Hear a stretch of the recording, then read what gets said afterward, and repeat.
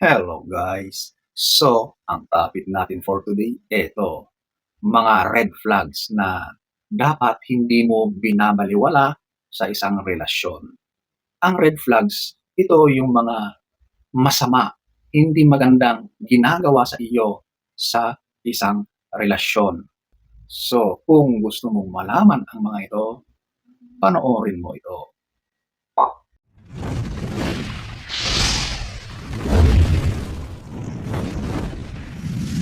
So, huwag na tayong magpaligoy-ligoy.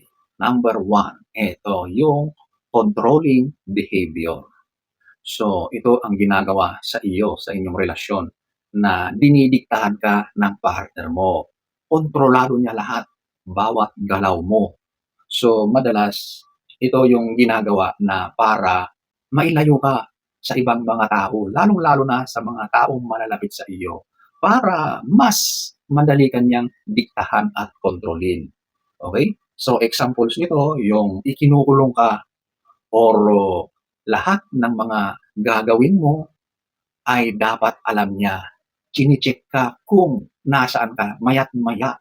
Okay? Kailangan ay nakamonitor yung bawat galaw mo. Dinadala ka sa malalayong lugar kung saan malayo kayo sa mga tao o malayo kayo lalo na sa mga nakakakilala sa iyo, sa inyong dalawa. Ginagawa niya ito para mas madali niyang magawa sa iyo yung mga bagay-bagay na gusto niya. So, diyan sa relasyon na yan, para siyang diktador, okay? Lahat ay kontrolado niya. Wala kang say sa ganyang relasyon. Nako, umalis ka na diyan. Huwag ka nang magtiis. Number one. Pa. Number two, ito yung verbal abuse or constant criticisms. So, ito yung inaabuso ka sa pamamagitan ng kanyang mga sinasabi. Literal na ang mga salita niya ay puro masasakit. Hindi niya pinag-iisipan.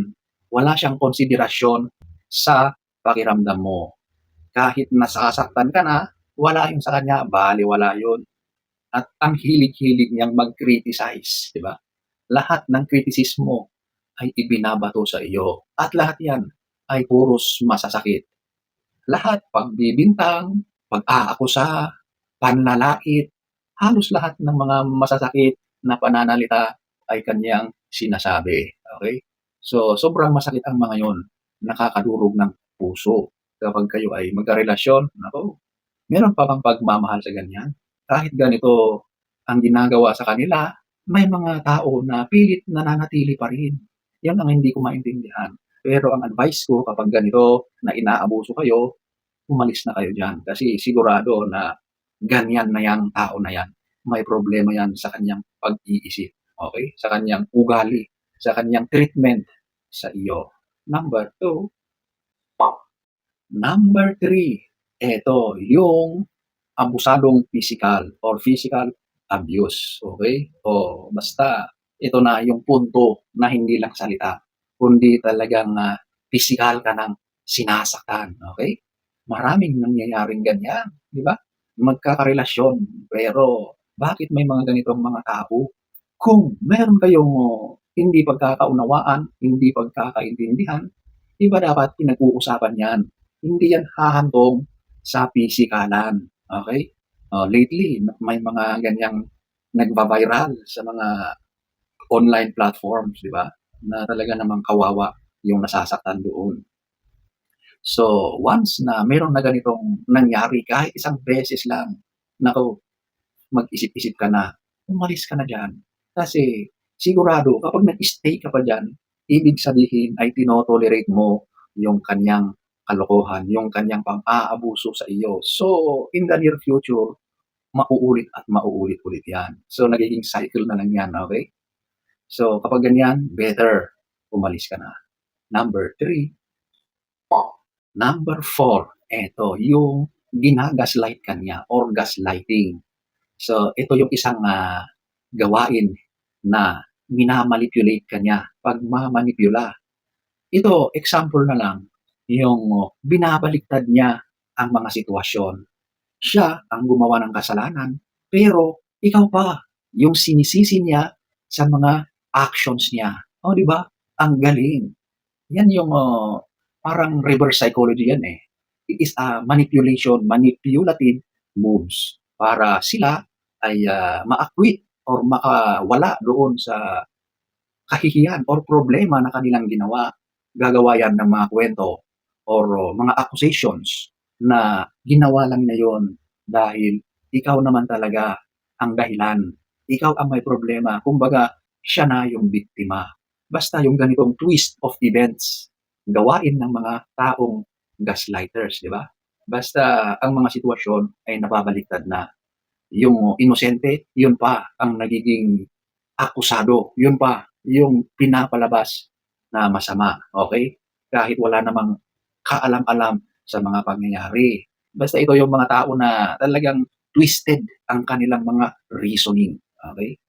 So ayan po ang number 4. Number 5, lack of trust or ito yung wala siyang tiwala at, madalas ito yung mga tao na laging nagseselos. Kasi wala silang tiwala, hindi sila nagtitiwala.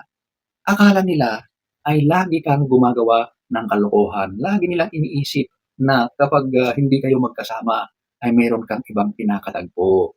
Lagi-laging gano'n yung tumatakbo sa kanilang isipan dahil sa kawalan ng tiwala. So kapag ganyan ay, sigurado na puro paghihinala ang mangyayari sa tao na yon, okay? Eh di lalabas na yung pagseselos, matinding jealousy. Ang mga taong ito medyo may problema rin sa pag-iisip, 'di ba? Maaaring, matindi ang kanyang insecurities sa sarili niya. Lagi kanyang binabantayan, hindi matatahimik ang relasyon niyo. Laging away 'yan dahil sigurado na pagsasabihan ka ng mga bagay-bagay na walang katotohanan at yun ay, puro imbento, paghihinala dahil sa kawalan niya ng tiwala sa iyo. Number 5.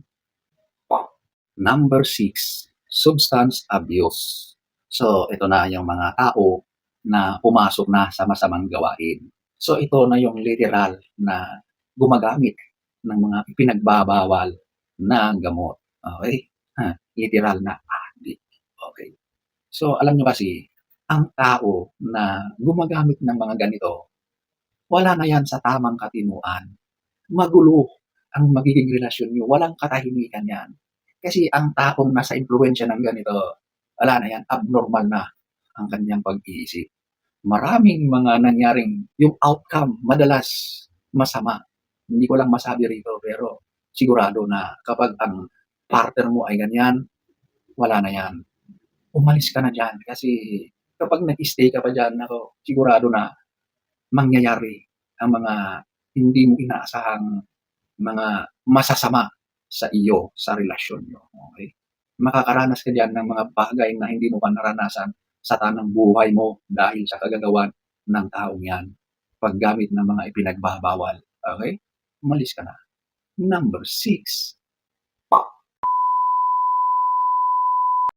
So, ayan po ang ilan lamang sa napakaraming mga signs o red flags na dapat hindi mo binabaliwala.